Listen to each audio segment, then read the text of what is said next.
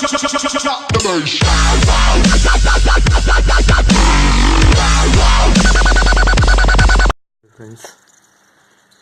Moto E4 Plus இதில் வந்து slow charging.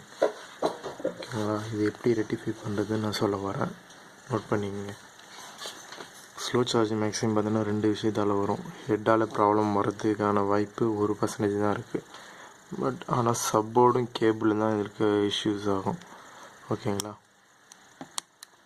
இப்போ வந்து நான் பேக் ஹவுசிங்கை அவுத்துட்டேன். ஜஸ்ட்டு சப்போர்டை மட்டும் ரிமூவ் பண்ணுறேன், தண்ணி எதுவுமே படலை. ஓகேங்களா, மேக்ஸிமம் இந்த E4 ப்ளஸில் ஸ்லோ சார்ஜிங் அதிகமாகவே வருது, நீங்கள் பார்த்தீங்கனாலே தெரியும்.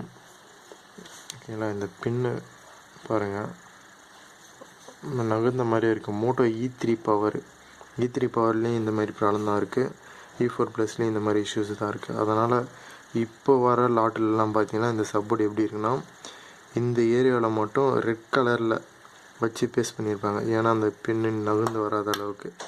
ஓகேங்களா, சரி, ஓகே. நம்மளுக்கு இப்போ வாரண்டி எல்லாமே க்ளோஸ் ஆகிடுச்சு. ஸ்லோ சார்ஜிங் ஆகுதுன்னா என்ன மாற்றணும் அப்படின்னு சொல்லி நான் சொல்கிற மாதிரிங்க.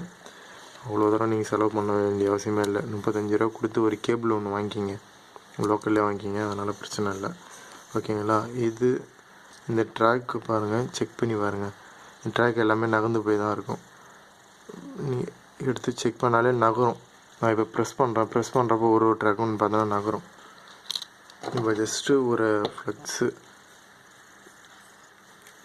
எடுத்துக்கிறேன், எடுத்து அதில் அப்ளை பண்ணுறேன். ஓகேங்களா,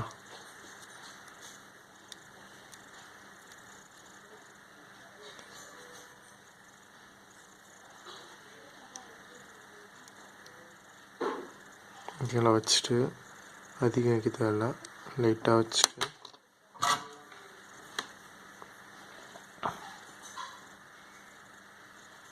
லைட்டாக அந்த ஒவ்வொரு லெக்லேயும் மொத்தம் 5 லெக் இருக்கும், அந்த 5 லெக்லேயும் வச்சு எடுங்க.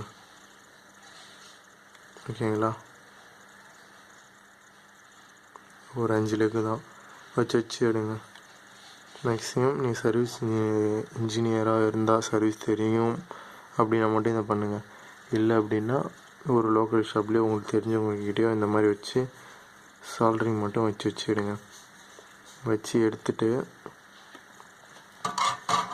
உள்ளார பாருங்கள், உள்ளார உங்களுக்கு அந்த 5 லெக்கும் உங்களுக்கு ஃப்ரீக்வன்சியாக கோல்டு கலரில் தெரியுதான்னு பாருங்கள். எனக்கு 5 லெக்கும் கோல்டு கலரில் தெரியுது, அதனால் விட்டுட்டேன். அப்படி தெரியல அப்படின்னா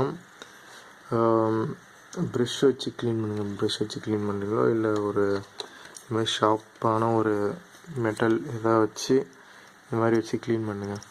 க்ளீன் பண்ணிவிட்டு நீங்கள் மறுபடியும் எடுத்து ஃபிக்ஸ் பண்ணிவிட்டு உங்களுடைய கேபிள் எந்த அளவுக்கு ரெஸ்ட்டாக இருக்குன்னு சொல்லிட்டு பாருங்கள்.